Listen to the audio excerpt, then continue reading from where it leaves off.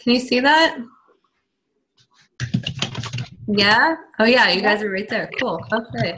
I am going to record this too, Natasha, for anybody that would miss it, and I'll share it with you so you can share with your people. Okay, cool. Freak out. Oh my God. All right. There we go. Okay, so Kristen actually entitled my presentation tonight because I was like, what do you want me to talk about? I don't know. So we're going to talk about converting challengers into coaches.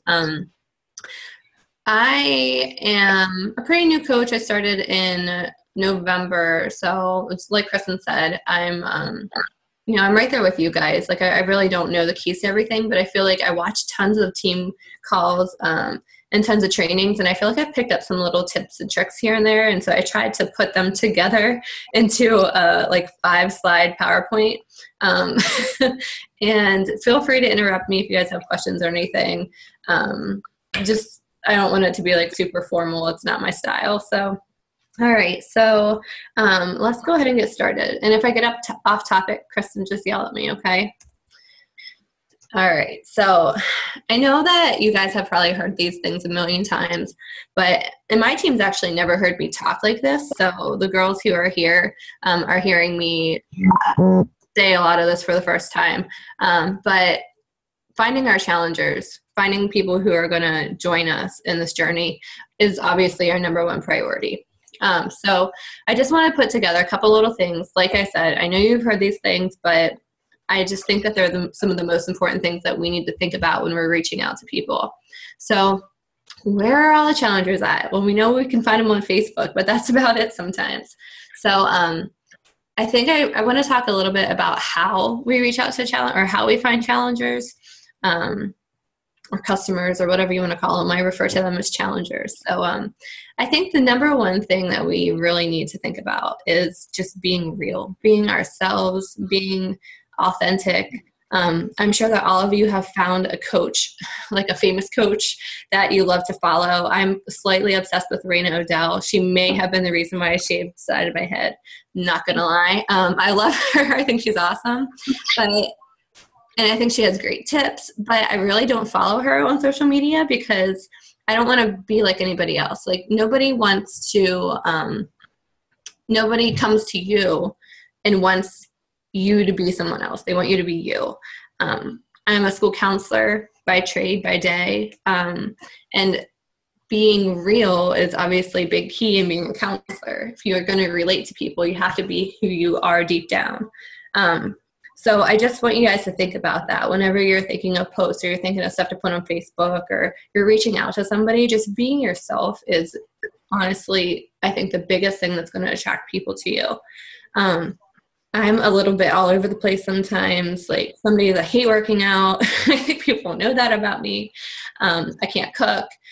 There's just lots of stuff, and I share it because that's just who I am. And I feel like at this point in my life, I'm probably not going to learn how to cook either. So let people know that it's okay, but so being real, being ourselves, that's going to attract people to us. And that kind of goes into sharing your story. And I know people probably get to the point where you roll your eyes when you hear someone say, share your story. But it is so key. And I'm not going to share my whole story, but I just wanted to just mention that and just tell you how I shared my story. So you can definitely share your story by posting on social media. Some people, share them on Instagram and there's so many different things now anymore. So however you want to share your story, you can share it. Kristen, you just shared your video story, which was awesome. I mean, videos are huge right now and people like to watch them. So if you're comfortable doing a video like that, and my girls, if you haven't seen Kristen's video, you have to stalk her a little bit on Facebook and find it. It's awesome. But I actually was backwards in how I did everything. I started doing P90X3. I went through 1 round on my own. My husband had it. He's been doing it for years, and I've been saying, no, I need to go to the gym. I don't want to do something in the house. And finally I had to do something. So I started using it. I did a round. I started another round.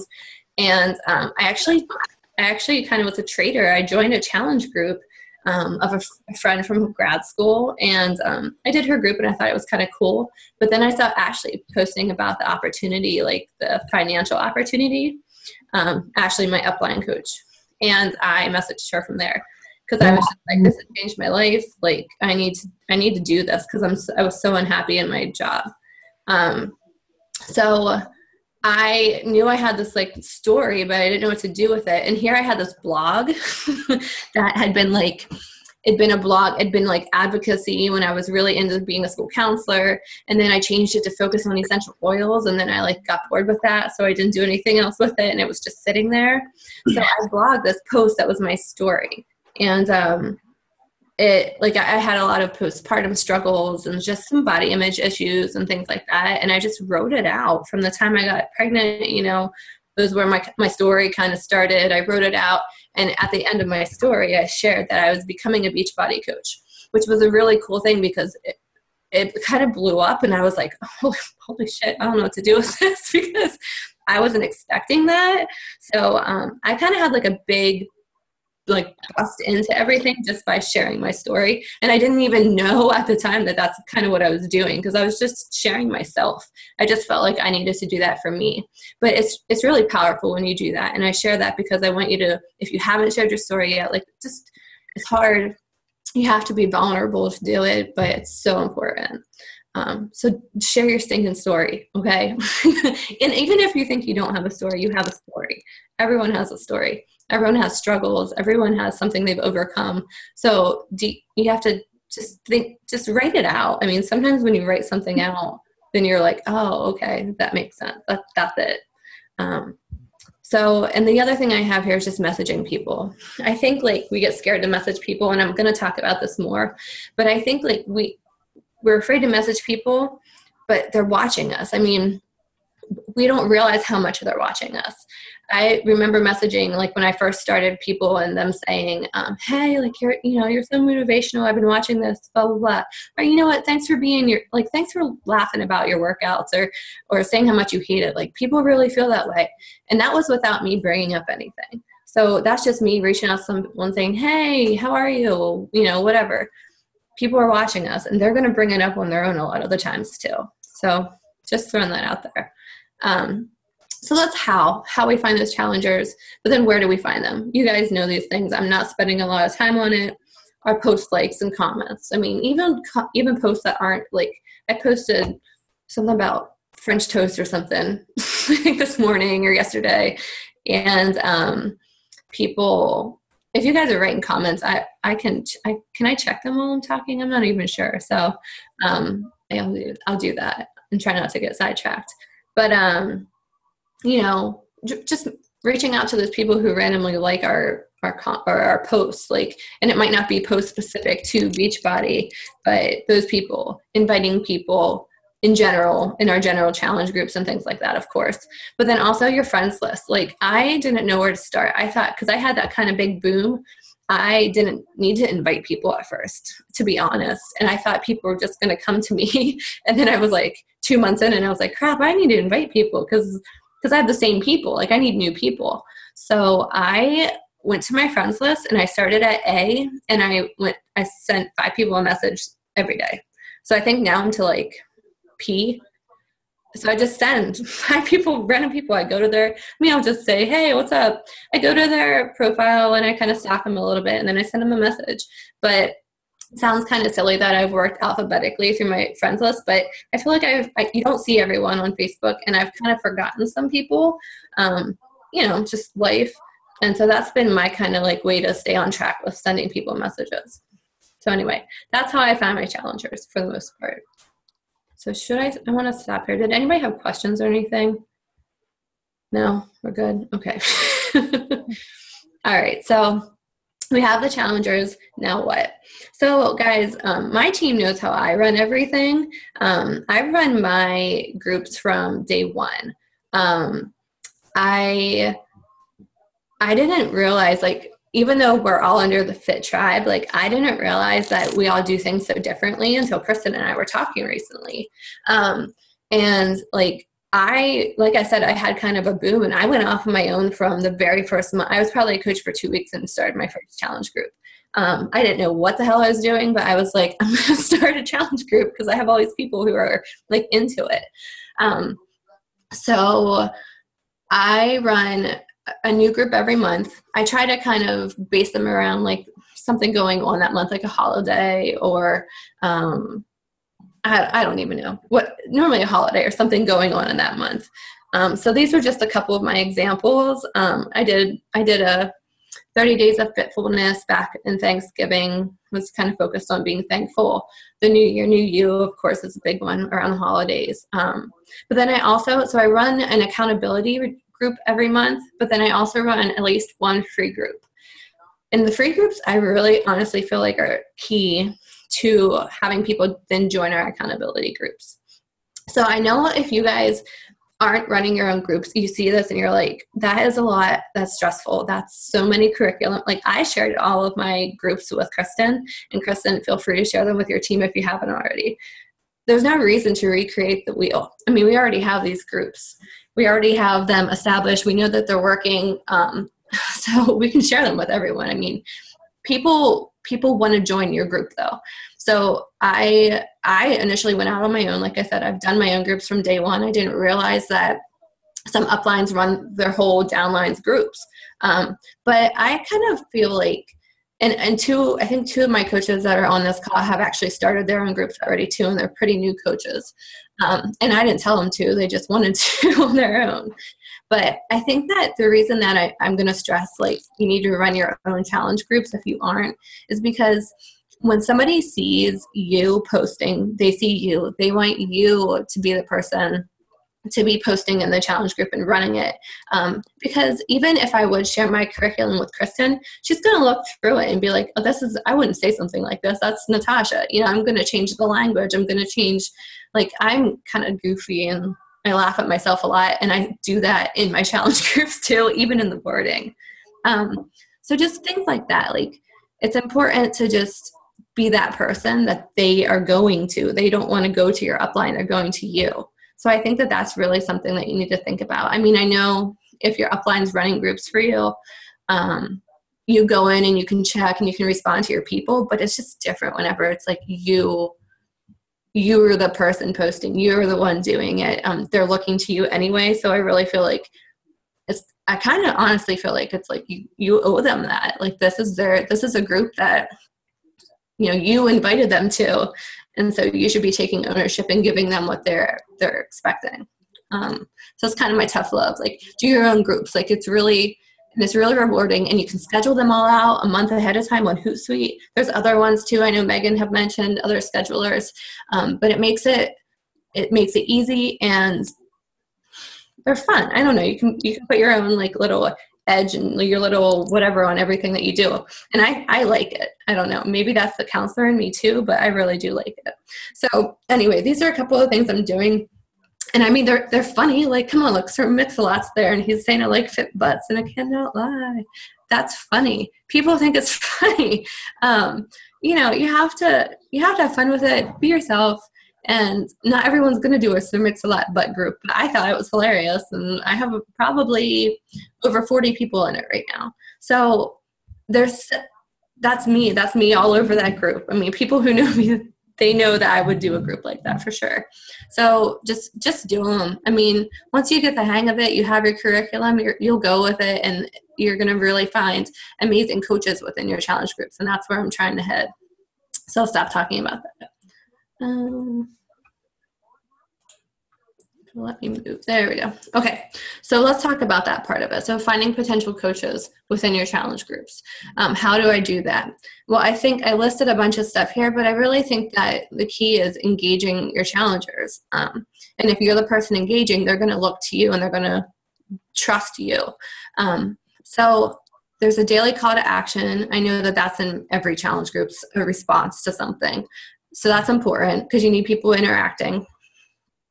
Competitions with rewards. So these are a couple of my different competitions that I do. So maybe once a week or once every other week, or even maybe just once a group, I do a plank challenge or a wall sit challenge. So you go into plank, you start the timer on your phone, and you take a screenshot of it and then post it. You know, we have some competitive people who are like, are you cheating? We should be taking videos. But I mean, it's fun, and it kind of gets competition going within the group, which really is going to end up with better results. Like, you think about it that way. And And then I do the challenge within the challenge is what I call it. So the very last 10 days of the group, a lot of times you see your challengers kind of falling out. I give them a point system. So I might say, for every day that you post, you rate your workout, you rate your nutrition, I'm trying to think, what else do I do? You post a sweaty selfie. You post, I have certain things. You earn a certain amount of points every day. And then the person that has the most points at the end gets a nice prize from me.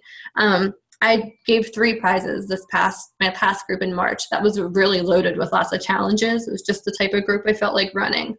But I really think that the challengers, they respond to you whenever you're rewarding them with little things like that. And really, they don't have to be huge things. You don't have to go buy them an exercise program or anything like that.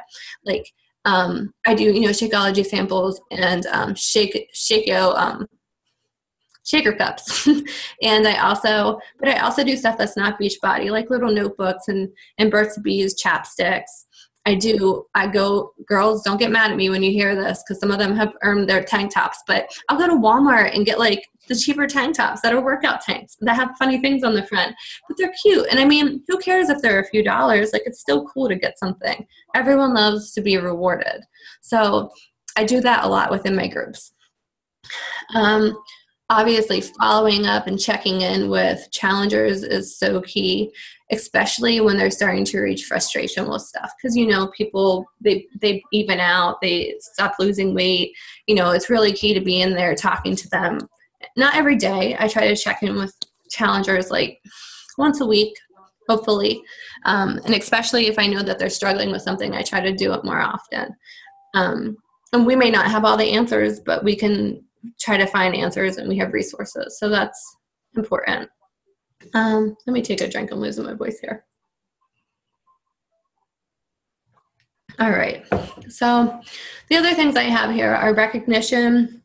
Encouragement goes along with those follow-ups. Recognizing just little things that might not be, it might be like that they lost a pound that month. This is something I feel like I actually need to work on more. I'd like to recognize my challengers outside of challenge group more often, because I think some of them have made amazing progress. Some of them are just starting, but they all have like something that we can recognize. And if you're paying attention to anything, you know that they added a 4th vital behavior, and it's recognize, recognize, recognize. And I really do think that's key, and not just with our coaches, but with our challengers as well. So with all of these things, we're building a trusting relationship, really. We're being real, we're being ourselves, we're supporting them, we're rewarding them.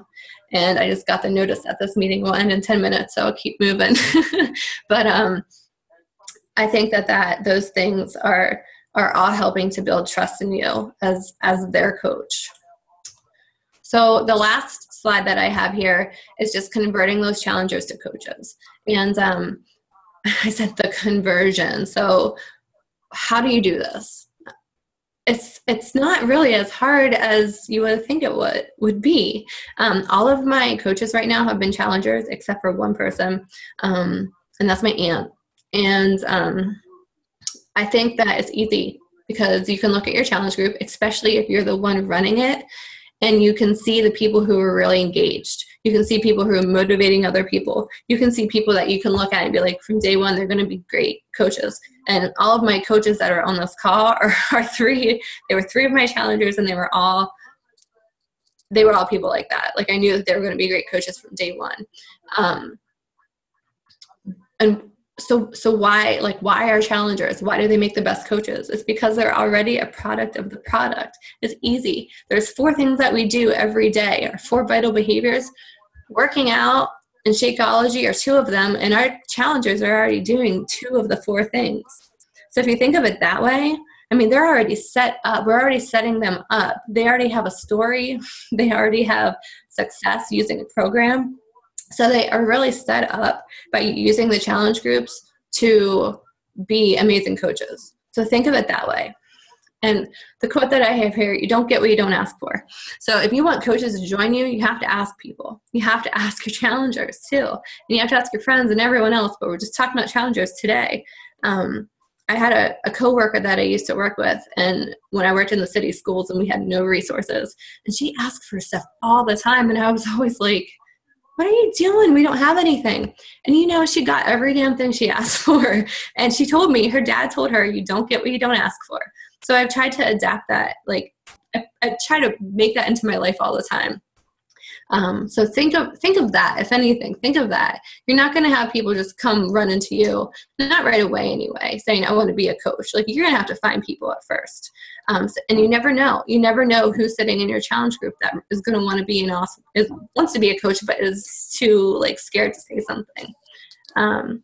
So the very last couple pieces that I want to share are things that I've heard from some of the top coaches. And the one thing that I think has really changed in how I invite and attract people is thinking of inviting as a compliment. So say I'm inviting you right now and I'm saying, hey, hey, Kristen, how are you? You're doing so awesome as a challenger. You're so motivational to some of the other challengers. You have this fitness under control. I don't know. You guys, you know what you'd say. You compliment them. You tell them all these great things that they're doing. So we think of inviting as so scary, but really we're complimenting people. So if somebody messaged you with a compliment, would you be like, that's horrible, I hate that person for messaging me? No, you'd be like, okay. If somebody said to you, you know what, you would be an amazing president. You should run for president of the United States of America. Not somebody should right now, but let's not get into that. But but you wouldn't be like, I hate that person for messaging me. You might say, no, I'm not interested, but you're not going to be like, I hate that person for this. Think of it that way. I mean, we're complimenting somebody. We're saying you have potential to be a great leader. I don't know. I learned that by Raina O'Dell, my favorite, of course, that I mentioned already, but recruiting school. So if you're going to write something down, recruiting school is if you Google it, recruiting school by Raina O'Dell and Bonnie Engel. It's a great video, a great training video. I love it. And they talk a lot about that complimenting. And then the last two things I have are just speaking from the heart, which is so important. And then Scotty Hobbs, I learned this from him, the if-would approach. So instead of just saying, hey, you want to come do this? Hey, you want to do this? You're talking to somebody and you say, you'd make a great coach. And they're like, I'm not so sure. Then you follow up with, well, if I would invite you to a live event, would you come? Would you at least come and check it out? It kind of takes the pressure off of the whole asking approach, the asking situation. And it kind of makes it you're asking them to do you a favor. So it's kind of a little bit of a trick, but I really like that approach and I started to use it and I have a lot of success with it too. So that's really all that I have. I know, I think I have 5 minutes, so I did good. I didn't get kicked out. But I just really do think, though, going back to the very first thing that I said was that you just have to be real, be yourself, and just don't be afraid don't be afraid that you're going to insult somebody because you're not. And if they don't want to talk to you, they're not going to respond. I mean, you can see when somebody reads and they don't respond to you. I mean, there's lots of tricks on what to do with that too. But, if that's the worst thing that happens, if someone doesn't respond, then, oh, well, move on with life. It's okay. We're going to get told no a lot in this business. So the sooner you accept that people are going to say no to you, the sooner you're going to be cool with inviting and talking to people and reaching out to people. So, all right, I'll stop there. I'll stop sharing my screen. Well, I appreciate it. Does anybody have any questions for Natasha? You can unmute or whatever. I mean, we have some time. We won't get kicked out yet.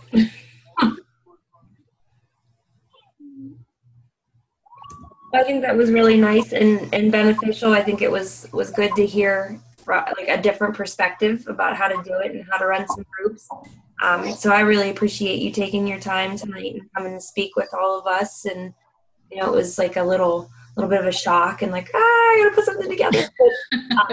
But I appreciate it very much, and I picked up some things too. So it's very, very helpful, and definitely appreciate it. So well, thanks for having me. I appreciate it. Thanks for listening to me, Kristen's team. Yeah. And I will post this recording and I'll send it to you too, Natasha. Okay, cool. So, All right, girls, if you need anything, let me know. And if not, have a good Monday night. See you. Have a good week. Yeah.